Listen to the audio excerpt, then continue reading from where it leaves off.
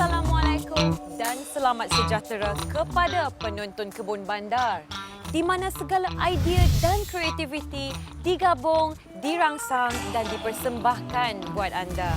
Saya Ramona Zamzam akan bersama anda selama 30 minit bagi menyingkap tip-tip dan kaedah-kaedah pertanian bandar khas untuk anda. Jom kita masuk.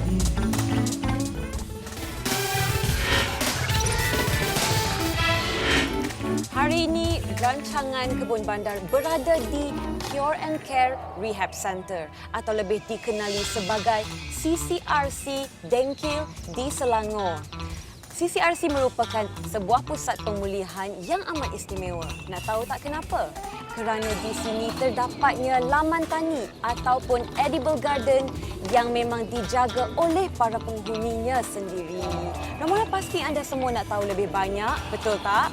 Boleh, tetapi apa kata kita berkenalan dulu dengan pengarah CCRC iaitu Tuan Haji Mustafa. Apa khabar Tuan Haji? Baik, macam mana? Terima kasih ya kerana menerima kedatangan kami di sini. Baik Tuan Haji, Ramona nak tanya, kalau Tuan Haji boleh bercerita serba sedikit mengenai latar belakang laman tani di CCRC ini. Sebenarnya kawasan ini adalah merupakan kawasan yang terbiar. Jadi oleh kerana itu saya dan bersama beberapa orang staf di sini memikirkan bagaimana kita nak mewujudkan kawasan terbiar ini supaya menjadi satu kawasan yang berguna. Bukan untuk beberapa orang saja tetapi untuk staf dan juga penghuni-penghuni di sini.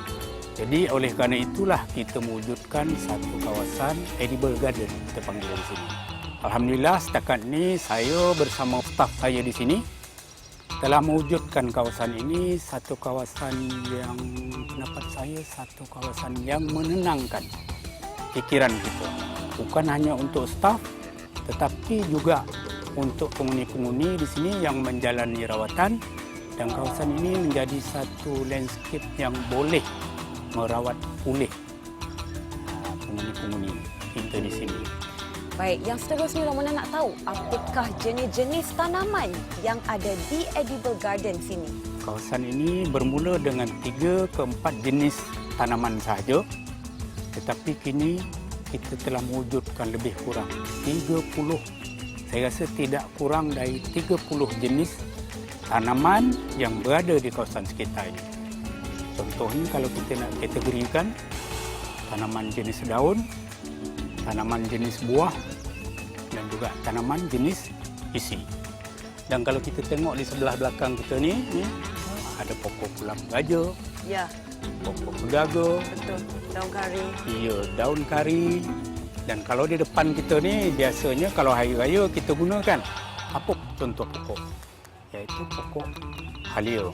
Oh, pokok halia. Sebagainya lah. Oh, besar. Ya. Jadi di sinilah konsepnya sebenarnya bahawa kita menggunakan kawasan ini untuk mewujudkan pelbagai jenis tanaman herba. Dan sekarang ini tidak kurang daripada 30 jenis tanaman herba untuk tanaman herba. Ya. Yang seterusnya, bagaimana pula dengan kaedah tanaman yang digunakan di sini? Di sini sebenarnya kita ada mewujudkan tanaman fertigasi. Ya, oh ada. Ya, fertigasi. Kalau kita tengok sebelah hujung sana, Ya. kami menanam cili dan juga rock melon. Oh. Itu untuk tanaman yang secara fertigasi. Ya. Tetapi di kawasan ini sebenarnya kita menanam secara tradisional saja. Baik. Okey. Baik. Tetapi macam mana yang saya tekan tadi, mesti terancang dan tersusun rapi. Baik. Sebenarnya tujuan kami tidak menggunakan fertigasi di sini untuk melatih penghuni-penghuni kita, Ya. agar mereka tahu bagaimana mereka nak menanam. Contoh di sini, keladi depan. Ya. Kita bukan hanya untuk cucuk saja dalam pupuk. Baik. Sebenarnya dia ada tanah dia, Ya. pasir dia, Ya. dan komposisi baju. Baru kita tanam keladi. Jadi saya hendakkan benda-benda ini diketahui oleh staf saya dan juga penghuni-penghuni yang berada di sini. Baik. Macam mana dengan hasil tuaian ya? Siapa yang ambil, siapa yang ni? Ada dijual di luar ke atau macam mana? Dan hasilnya kita boleh guna untuk kita semua sana. Bukan hanya untuk kaki tangan di sini, menggunakan sayur-sayuran tadi, Malahan ada lebihan kita boleh menjual sayur-sayur juga hasil-hasil ni kepada staf dan juga taman-taman bahagian. Hasilnya itu kita gunakan untuk pengundi. Oh, Kerana contoh? pengundi-pengundi di sini Ya. kita masukkan ke dalam akaun amanah pengundi. Oh, So akaun amanah ini akan digunakan sebagai tambang untuk pengundi-pengundi di sini balik kampung. Iya, ke kawasan mereka masing-masing. Oh. Jadi sekurang-kurangnya dapat membantu kaki tangan kita sini untuk guna sendiri sayur-sayur ini Ya, untuk keluarga kita. baik. Di samping itu dapat membantu pengundi-pengundi. Betul. Lebih kuranglah mereka akan dapat hasil. Baik, terima kasih banyak-banyak ya Tuan Haji. Macam mana para penonton? Menarik bukan? Namun pasti ada di antara anda yang kurang pasti atau tak pernah tahu pun kewujudan edible garden di dalam pusat pemulihan, bukan? Kita boleh tanya lebih banyak lagi. Tapi apa kata kita belajar dulu sesuatu dalam segmen DIY pada minggu ini.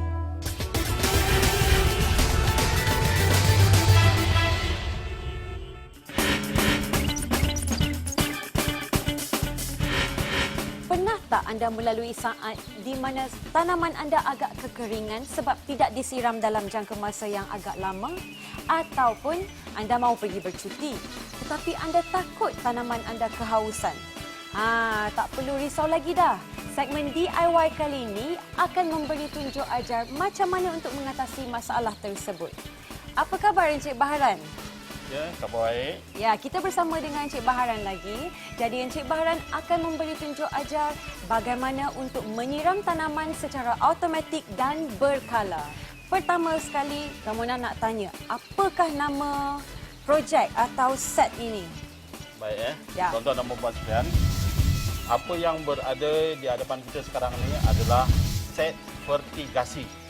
Ya. Set fertigasi. Ya, saya akan tunjukkan kepada tuan-tuan dan puan semua bagaimana set mini fertigasi ini berfungsi ya. Ya. Okey. Ada nak saya tolong? Yang ini tak apa. Ini apa.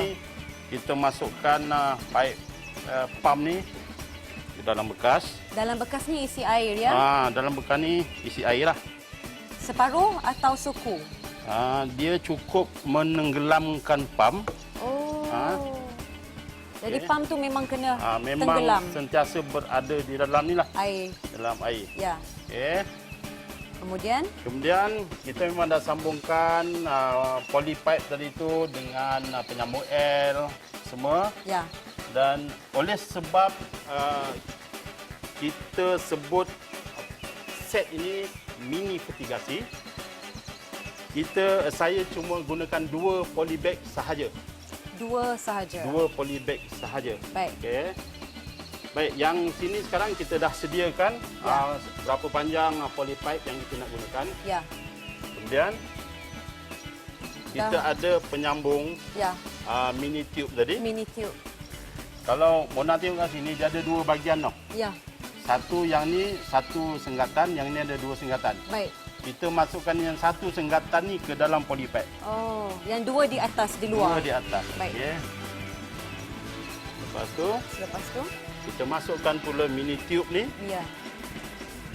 Kita masukkan Penitis. penitis dulu pun tak apa. Penitis dia ada beberapa jenis lah. Ya. Sama dia yang ini ataupun ada L. Tapi kita ambil yang macam ni kita masukkan dulu. Sambungkan dengan Sambungkan penitis. terus dengan penitis. Baik. Okey. Baik. Siap. Kemudian Yang ini kita sambungkan pula dengan penyambung tube tadi. oh, Okey. Okey. dah selesai Sekarang ni dah sambung. selesai untuk 2 polybag. 2 saluran untuk 2 2 polybag. saluran untuk polybag. Ya. Baik. Kemudian Dan kita sediakan polybag. Ya. Yang ini polybag ni saya dah isi dengan tanah campuran. Okay, polybag pertama pun dah isi, polybag kedua pun dah isi. Kita terus saja tanam bahan tanaman yang telah kita semai. ya, Kita tanam satu, kita tanam itu kailan. kailan. Ah, Okey. Satu kita tanam kailan di tengah. Yang ini kita akan masukkan, kita cacak saja. oh. Baik. Yang kedua kita tanam sawi pula. Sawi. Tanam sawi. Keluarkan dia dulu daripada bekas mainan. Okey. Masukkan. Masukkan dan padatkan sikit. Baik. Kemudian Sama juga, cacatkan penitis saja. yang dah sedia kita cacakkan saja di sini. Ya. Okey. Kemudian Kemudian timer ni, ini yang kita gunakan untuk kita set masa dan berapa lama kita nak titiskan air ke dalam polybag yang seperti Mona kata tadi, kalau kita bercuti. ya. Okey, kita cuba masukkan.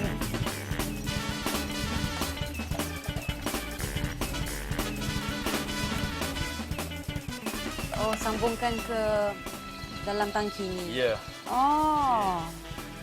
Sekarang Sekarang ni air dia dah dah- berfungsi. Ya. Okey. Baik Nanti air akan keluar di situ. Air akan keluar di sini. Dah selesai. Dah selesai, kita dah setkan timer tu. Ya. Kita dah setkan timer tu, dah selesai. Kalau kita nak bercuti seminggu pun, kita setkan dekat timer untuk tempoh seminggu, kita boleh bercuti. Ya, inilah dia set mini fertigasi yang telah pun siap. Tak susah kan? Nak pasang pun senang, nak jalan pun senang. Terima kasih banyak-banyak pada Encik Baharan yang telah memberi tunjuk ajar. Ya, sama-sama. Encik Baharan, macam biasalah sebelum kita mengundur diri, ada kata-kata untuk penonton di luar sana tak? Baik, Ramona, tuan-tuan dan puan-puan sekalian, janganlah kita jadikan set yang ada di depan ini untuk tidak menyambung silaturahim dengan saudara dan tidak juga kehilangan sayur-sayuran yang telah kita tanam.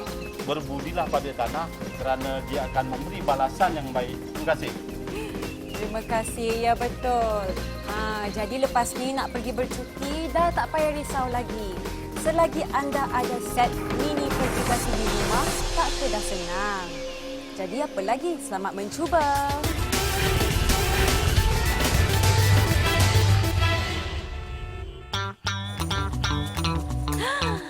Oh, datang dah. Alah, comel. Seronok kan tengok ikan-ikan ni semua. Dahlah comel, banyak pula tu.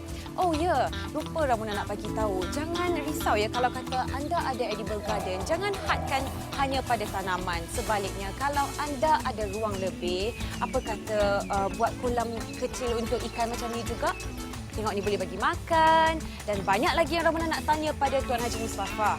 Tetapi sebelum itu, Ramona nak anda semua belajar dulu sesuatu dalam segmen Pertanian Lestari pada minggu ini. Terima kasih kerana masih setia bersama saya, Ramona Zamzam, dalam segmen Pertanian Lestari.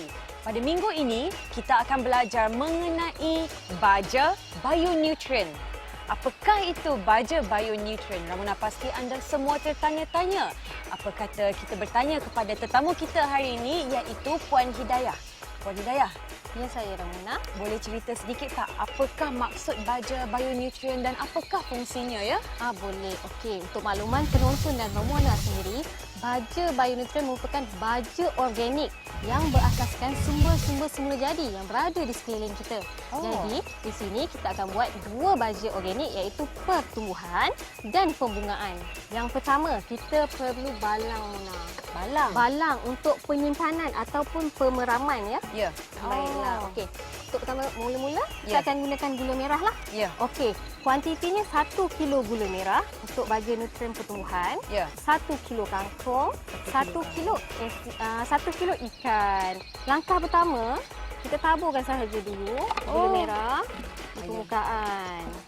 Itu letak yang paling asasnya. Ya, di bawahnya mestilah gula merah. Kemudian Oh. kita ambil ikan, Ya. potong sahaja. Nak potong Lebih kecil-kecil. kurang 2 ke 3 inci sudah memadai. Oh. Okey. Jadi kita gunakan lagi sekali lagi gula merah. Tabur di Letak atas. balik. Sampai tutup ikan-ikan ke? Ya, tak perlu. Tak perlu. Agak-agak sahaja. Baik. Okey. Kemudian kita ambil Kita kangkung. ambil kangkung, Potong potong bagi kecil juga. juga. Sama juga. supaya enzim-enzim yang terdapat dalam kangkung ni dapat keluar dengan secara semula jadi. Itulah fungsinya gula merah. Dia menarik enzim-enzim yang ada, maksudnya nitrogen, asid amino yang ada supaya keluar untuk jadikan kue cair. Okey, kemudian kita tutup lagi sekali. Ya. Oh, gula-gula merah juga. Jadi kaedah ni berselang-seli. Ya. Sehingga habislah kita punya bahan-bahan tersebut. Baik. Jadi itu untuk baja bionutrien Pertumbuhan. Ya, betul. Kemudian kita teruskan pula dengan baja nutrien untuk pembungaan. Pembungaan pula. Ya. Kaedahnya sama juga, Mona, Ya. para penontonnya. Nak ambil letak ni dulu. Gula merah sama juga 1 kilo gula merah. Ya. 1 kilo ikan juga, dan sekali ni kita gunakan pisang lah. Ya. Beli pisang lah. Oh, nak ambil ikan dulu. Ikan dulu. Baik. Sama, kaedahnya sama. Kamu nak tolong cabut pisang. Okey. Satu ke dua? Satu. Satu cukup. Okey. Potong ikan. Lepas tu ambil gula merah. Gula letak merah balik. lagi. Sama sahaja. Caranya kangkung? amat mudah. Kangkung tak perlu, Mona. Itu yang Oh, membezakan pertumbuhan kangkung dan pembungaan. Antara kangkung dengan pisang. Ya. Jadi kita potong juga sama sahaja. Betul. 23 inci. Janji kena bagi dia kecil. Betul. Jadi kita masukkan sekali lagi. Tabur dengan gula Gula merah. merah. Dan diselang-selilah sehingga habis bahan-bahan tersebut. Sampai habis semua penuh betul. balang-balang. Lepas tu kita tutup. Ini dia. Dah siap dah pun. Baja bionutrien kita. Yang sebelah sini keduanya adalah baja bionutrien tumbuhan. Betul Puan? Pertumbuhan. Dan di sebelah sini pula baja bionutrien pembungaan. Betul. Baik Puan, Ramona nampak ada 2 jenis di sini dan 2 jenis di sini. Apakah perbezaan mereka ya Puan? Okey, yang membezakan baja yang ada di depan Ramona dan para penonton ni, Ya. yang ini belum ditapis, Mona. Oh. Okey, manakala yang lagi satu selepas ditapis. Yang ini pula yang mana satu Ini ini pun sama. belum? Ini pun belum ditapis, ini sudah ditapis. Ini yang tadi yang ada kangkung dan ikan tadi tu, yang baja pertumbuhan. Manakala yang ini pula pisang dan ikan, yang baja pembungaan. Macam tu. Jadi untuk buat baja ni kita kena tapis juga. Kena tapis juga. Tapi sebenarnya tak ada masalah. Kalau tak nak ditapis pun tak ada masalah. Simpan sahaja. Lagi lama lagi baik. Baiklah, yang seterusnya Ramona nak tahu macam mana dengan cara penggunaan. Baiklah, kaedah penggunaan ini mudah sahaja. Hanya secara semburan ataupun siraman. Sekiranya pokok kita masih kecil, kita siram semua keseluruhan pokok. Sekiranya pokok yang besar, kita siram sahaja sudah memadai, Ramona. Baik, terima kasih Puan. Yang terakhir sebelum kita mengundur diri, Ramona nak minta jasa baik Puan Hidayah untuk memberi sedikit pesanan ataupun tip-tip kepada penonton kita di luar sana. Pesanan saya mudah sahaja. Memandangkan bahan-bahan yang kita gunakan tadi mudah sahaja kita dapati di pasar-pasar ataupun di sekitar para penonton. Jadi tak salah rasanya kita luangkan sedikit masa untuk kita membuat baja organik ini di rumah. Jadi bukan itu saja, tanaman hasil makanan yang kita perolehi lebih baik. Untuk apa kita beli sayur di luar sedangkan kita boleh tanam sendiri dan boleh buat baja sendiri.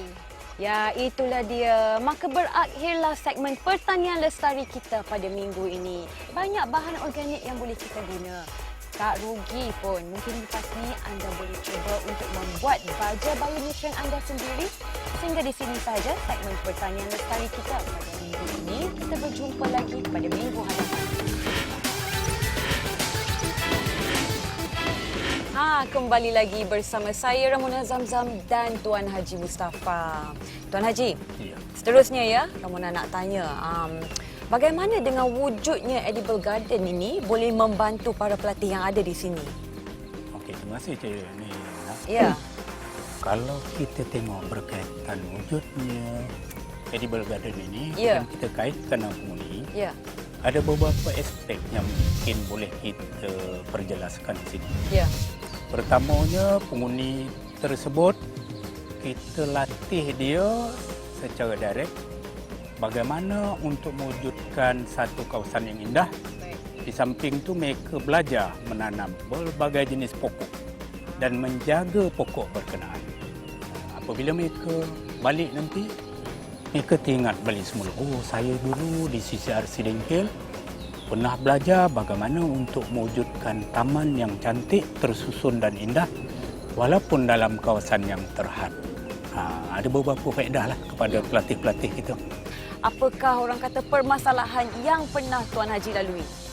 Segi sikap pengundi sendiri, ada kalanya mereka ini rasa cuba menarik diri dari kelompok mereka yang bekerja di sini.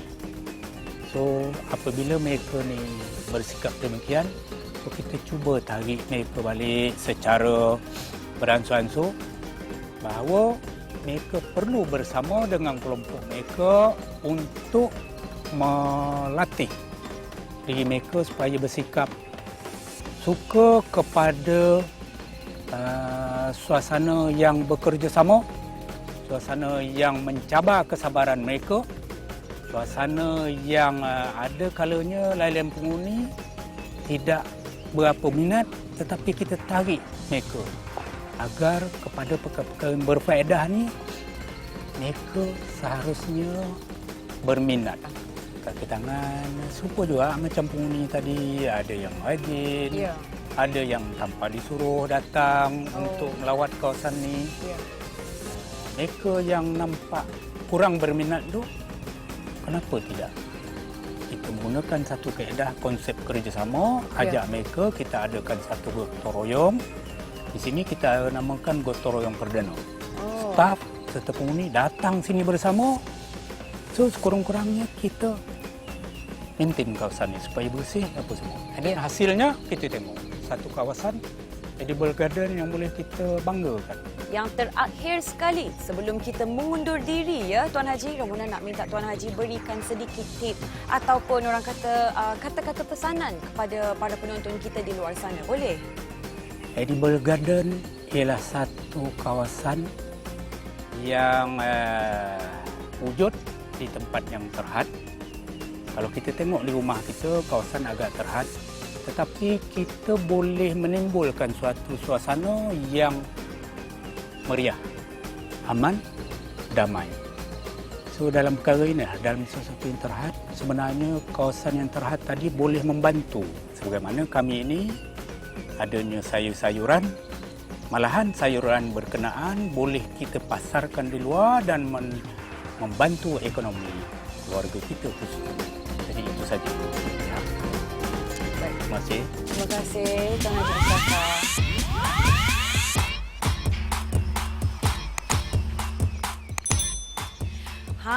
Macam mana para penonton? Seronok bukan episod kali ini? Kita datang ke tempat pusat pemulihan ya. Kalau di awal rancangan tadi anda mungkin tertanya-tanya benarkah mengenai kewujudan edible garden ataupun laman tani, tetapi sekarang kita telah pun sampai ke penghujung rancangan dan Ramona pasti anda tahu jawapannya. Ramona berharap akan ada lebih banyak edible garden selepas ini kerana ianya membawa begitu banyak kebaikan. Sehingga di sini sahaja rancangan Kebun Bandar pada minggu ini. Kita berjumpa lagi pada minggu hadapan.